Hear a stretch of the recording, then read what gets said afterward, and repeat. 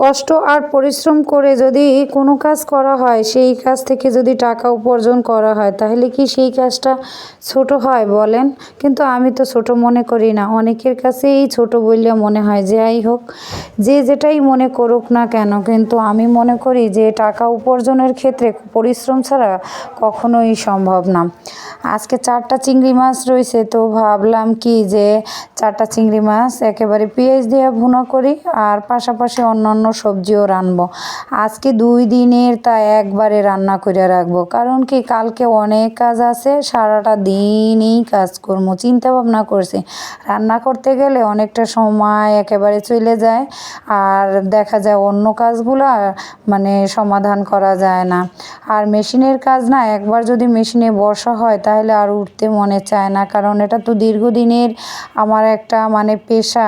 এই কাজটা করতে বসলে আমার অন্য কোনো কাজ আর ভালো লাগে না। আবার অনেক সময় হয় কি, যখন 2-1 দিন আর বসি না, তখন আর বসতে ইচ্ছা করে না। হয়তো আমার মতো অনেকেরই এরকম হয়। আবার এই কাজটা এমনই একটা কাজ, যদি এইটা মানে ভালোবাসা করা যায়, রাতের পর রাত, দিনের পর দিন, এটা থেকে কিন্তু অনেক টাকা ইনকাম করা যায়। এইটা যদি কেউ মনে করে যে আমি এই কাজের মাধ্যমে একেবারে অনেক কিছু করব, এরকম যদি পরিকল্পনা থাকে, তাহলে আমি মনে করি সে এই কাজটার মাধ্যমে অনেক কিছুই করা সম্ভব। যাই হোক, আর যদি পিছু টান থাকে হয়তো, তাহলে একটু দেরি হয়, তারপরও অনেক কিছুই করা সম্ভব। আমি তো এই কাজ কইরা শুকুর আলহামদুলিল্লাহ ভালোই আছি। আল্লাহ রাব্বুল আলামিনের কাছে হাজার হাজার শুকরিয়া। যাই হোক, চিংড়ি মাছ কিন্তু আমার মেয়েটার অনেক পছন্দ। চিংড়ি মাছ, ইলিশ মাছ, যে মাছগুলো একটু বেশি মানে পছন্দ, এইগুলো কিনতে গেলেই কিন্তু টাকার প্রয়োজন, বেশি টাকার প্রয়োজন। অন্য মাছ কিন্তু অল্প টাকা হইলেও কিনতে পাওয়া যায়, কিন্তু মাঝে মধ্যে মনে হয় যে অল্প টাকা দিয়ে অন্য মাছ নিব, মেয়েটা খাবে না, সেইটা কি আর হয় বলেন? নিজের কাছেও ভালো লাগে না। এই জন্য দেখা যায় মেয়েটার যে পছন্দ সেইটাই আনার চেষ্টা করি। সবসময় তো আর হয় না, যখন টাকা কম থাকে তখন সেইভাবে সেই ব্যবস্থাটাই করার চেষ্টা করি। টাকা যখন বেশি থাকে তখন পছন্দনীয়, বাসার সবার পছন্দনীয় খাবারগুলাই আমি রেডি করার চেষ্টা করি। যাই হোক, আমার একার মাধ্যমে যদি সমস্ত কিছু সামলাইতে যাই, তাহলে তো কষ্ট হইবেই, তাই না? তারপরও আল্লাহর কাছে হাজার শুকরিয়া যে যখন যেটা যেভাবেই চাচ্ছি করতে পারতেছি, কিন্তু এর পিছনে না অনেক পরিশ্রমের দরকার। একেবারে মুখে বললাম আর বসে থাকলাম, তাতে তো আর সম্ভব না। অনেকেই বলে যে আপনি মনে করেন এত কষ্ট করে কি করবেন, যদি 2 টাকা থাকে সেইটা ভাইঙা খাইয়া বসে থাকবেন। আচ্ছা, আমার একটা প্রশ্ন, যদি 2 টাকা থাকে সেইটা যদি ভাইঙা খাইয়া বসেই থাকে, তাহলে তো পরবর্তীতে মানুষের কাছে হাত পাতা ছাড়া দ্বিতীয় কোনো রাস্তা থাকে না, আমি মনে করি। তবে ওইটা যদি না করে নিজের পরিশ্রম করে যদি সামনের দিকে আগানো যায়, ছেলেমেয়েরা যেহেতু ছোট, কিছু না কিছু তো করতে হইবেই। আর সামনে ছেলেমেয়েদের কত খরচ, শহরের বাড়ি, ছোট একটা বাসা নিয়ে থাকলেও আমি মনে করি অনেক টাকা খরচ। যারা রিক্সা চালায় তাদেরও কিন্তু অনেক টাকা খরচ। আর সেক্ষেত্রে তো 3টা ছেলেমেয়ের লেখাপড়া থেকে শুরু করে তাদের চাহিদা মেটানো, ডাক্তার খরচ, অনেক কিছুর খরচ মিলাইয়া একেবারে যা তা অবস্থা। সবাই তো আর আপনার দিকটা তাকাইয়া সব কিছু বুঝবে না, আর সবার এই বোঝার ক্ষমতাটা আল্লাহ রাব্বুল আলামিন দেয় নাই। বিবেক জিনিসটা অনেকেরই মইরা গেছে আমি মনে করি, কারণ আগে মানুষ অল্পতেও অনেক কিছু বুঝতো, কিন্তু এখন শিক্ষিত মানুষরাই কেন যেন বুঝতে চায় না। আমি মনে করি তাদের হয়তো শিক্ষায় কোনো ঘাটতি আছে, আর নয়তো তার মা ছোটোবেলা থেকে সেই শিক্ষাটাই দিতে পারে নাই।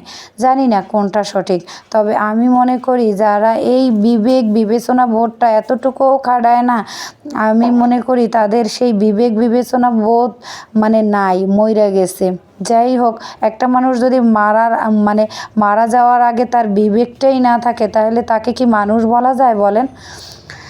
আমি তো মাঝে মধ্যে অবাক হইয়া যাই যে নিজের চেনা পরিচিত মানুষগুলাই একসময় আমি এতটাই তাদেরকে বিশ্বাস করতাম, কিংবা যে কোনো কাজ, যে কোনো কথা, যে কোনো কিছুই তাদের সাথে শেয়ার করতাম, কিন্তু তখন এতটুকু চিন্তা করতাম না যে আসলে আদৌ এটা ঠিক কিনা, তাদের জন্য এই কষ্ট করাটা আমার মানে ঠিক কিনা। যাই হোক, তখন হয়তো অনেকটা বোঝার ঘাটতি ছিল, কিংবা বুঝাও বুঝতাম না, বা অনেক পরিস্থিতির কারণেও অনেক কিছু হয়। সব সময় আল্লাহ রাব্বুল আলামিন এতটুকু আত্মবিশ্বাস দিয়েছে, যতই যা কিছু হোক না কেন, মানুষের কথার কষ্ট, তারপরে মানুষের আঘাতের কষ্ট, সব কিছুই সহ্য করতে করতে এখন এমন হয়েছি যেন অল্প কোনো কথা বা অল্প কোনো কষ্টেও যেন কষ্ট মনে হয় না। একটা মানুষ যখন সফলতার দ্বার প্রান্তে যায়, কিংবা সফলতা অর্জন করতে চায় কষ্ট করে হইলেও, তখন দেখবেন তার আপনজনেরাই হোক, কাছের মানুষই হোক, আর আত্মীয় স্বজনই হোক, তার পা ধরে টেনে নিচে নামাবার চেষ্টা করে। যাই হোক, তারপরও আল্লাহ রাব্বুল আলামিন যদি চান, তবে তাকে কেউই সেইভাবে কিছুই করতে পারে না। সব কিছুই আল্লাহর অশেষ মেহেরবানি। আর আমি দেখছি আগের মানুষগুলোই অনেক সহজ সরল ছিল, আগের সময়টাই হয়তো ভালো ছিল, কিন্তু এখন মানুষ দিন দিন দিন যত যাচ্ছে তত মানুষ স্বার্থপরই বেশি হচ্ছে। নিজেরটা ১৬ আনাই সবসময় ভাবার চেষ্টা করে। অপর পক্ষের যে কিছু চাহিদা থাকতে পারে, পাওনা থাকতে পারে, তারও কিছু মানে চাহিদা থাকতে পারে, এরকম কিছু সে মনেই করে না। জোরপূর্বক মানুষের উপরে কর্তৃত্ব খাটাইতে পারলেই বেশি ভালো মনে করে। আমি মনে করি যার যতটুকু বাউন্ডারি, সেই অনুযায়ী চলাটাই সবচেয়ে বেটার। আর অনেক সময় আমরা দেখি না, মানুষ নিজেরটা খাইয়ে পরের মানে ধানে মোষ দেওয়ার চেষ্টা করে, এরকম কিন্তু মানুষের অভাব নাই। যাই হোক, সব কিছু মিলাইয়া এখন যে পর্যায়ে আছি, শুকর আলহামদুলিল্লাহ। আপনার যদি 2টা টাকা থাকে, আর এই কথাটা যদি কেউ জানতে পারে, আপনার 2টা টাকারে যে তারা 6 টাকা বানাইয়া মানুষের কানে কানে পৌঁছাইবে, এটাই স্বাভাবিক। যাই হোক, সমস্ত কথা কান দেওয়া উচিত না, কারণ কান দিতে গেলে আপনি যে আপনার লক্ষ্যে আছেন, কিংবা পরিশ্রম করে 2টা টাকা ইনকাম করে ছেলেমেয়েদের নিয়ে খাইবেন, সেই মুডটাই আপনার নষ্ট হয়ে যাইবে। আপনাকে তো তারা চায় আপনার মনটা খারাপ কইরা, কিংবা আপনার মুডটা নষ্ট কইরা, কিংবা আপনার শারীরিক মানসিক সব কিছুতে তা এখনও আপনাকে যন্ত্রণা দেওয়ার জন্য। তো আমি সবাইয়ের ক্ষেত্রেই বলি, আমার যত শুভাকাঙ্ক্ষী আছে বা যারা আমার খারাপ সময়ে আমার পাশে ছিল, আমি মনে করি তারা আমার রক্তের সম্পর্ক না হইলেও তাদের মতো আপন আমার আর কেউ নাই। যাই হোক, সব কিছুর ক্ষেত্রে সবাই আমার কাছে কম বেশি শেয়ার করে। আমি সবাইকেই এই একটা কথা বলি, সবার আগে নিজের ভালোবাসতে হইবে, ছেলেমেয়েদের ভালোবাসতে হইবে, কিংবা আত্মীয়তার সম্পর্ক রক্ষা করা মানে ঠিক আছে, রক্ষা করতে হবে, কিন্তু নিজের সর্বোচ্চটা দিয়া না। নিজের যা মানে মন চাচ্ছে না, সেই জিনিসটাও একেবারে বাধ্যবাধকতার সহিত কইরা না। এই আর কি। তো এই কথাগুলো আমি যখন বলি, অনেকে আমার দিকে তাকাই থাকে, বলে কি বলেন? আমি বলি হ্যাঁ, এটাই বাস্তব। কারণ পিছনে তুমি যত কিছুই করো না কেন, একটা সময় গেলে সেই জিনিসটা কেউ মনে করারই চেষ্টা করবে না, কিংবা মনে করবেও না। মানে তখন তোমার দিকে আঙুল তোলারই চেষ্টা করবে। এত কিছু বোঝার পরও একটা সময় আমি অনেক বোকা ছিলাম। যাই হোক, অনেকটা সময় পার কইরা আজকে আমি এই জায়গায় আইসা দাঁড়াইছি।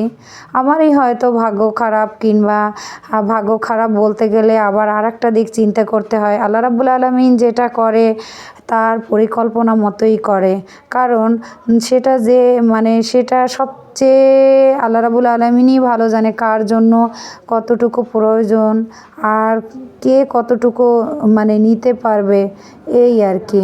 তো আমরা তো আর আল্লাহ রাব্বুল আলামিন যেটা করবে এটাই মাইনে নিতে হবে, আর এটাই মানা উচিত। ভালোতেও শুকুর আলহামদুলিল্লাহ, আর মন্দেতেও শুকুর আলহামদুলিল্লাহ। যাই হোক, অনেক কিছু চিন্তা ভাবনা করি এখন, কারণ দেখা যায় একটা টাকা ইনকাম করলে 5টা টাকা খরচ হয়ে যায়। হিমশিম খাইতে হয়, তারপরও হতাশ না হইয়া ধৈর্য ধইরা তারপরে সামনের দিনগুলা আগাবার চেষ্টা করতেছি। জানি না কতদিন এইভাবে শক্ত হাতে সামলাইতে পারবো। আল্লাহ রাব্বুল আলামিনই ভালো জানেন। আল্লাহর কাছে সব সময় প্রার্থনা করি, আল্লাহ তুমি সহায় হও, রহমত নাজিল করো এবং আমারে আরও শক্ত হাতে চালাবার মতো শক্তি দাও। আজকে কিন্তু অনেক কিছু রান্না করব, সব কিছুই কাইটা কুইটা নিতেছি। আর সাথে এই যে রসুনের আচার বানাবো, এই জন্য অল্প একটু রসুন নিয়ে আসছি। এখন আবার ভাবতেছি ঝাল ঝাল করে একটু ভর্তা বানাবো। মিষ্টি কুমড়াও কাইটা নিয়েছি, চিংড়ি মাছ দিয়ে মিষ্টি কুমড়া ভাজবো। আর এই যে পটল কাটছি, সেই পটলটাও ভাজি করব। আর আগে তো চিংড়ি মাছ রান্নাই করলাম। আর একটু ডাল রান্না করব। 2 দিনের রান্না আমি একবারে সাইরে নিলাম, কারণ 2 দিনের রান্না একবারে যদি সারতে পারি তাহলে একটা দিন আমার বাইচা যায়।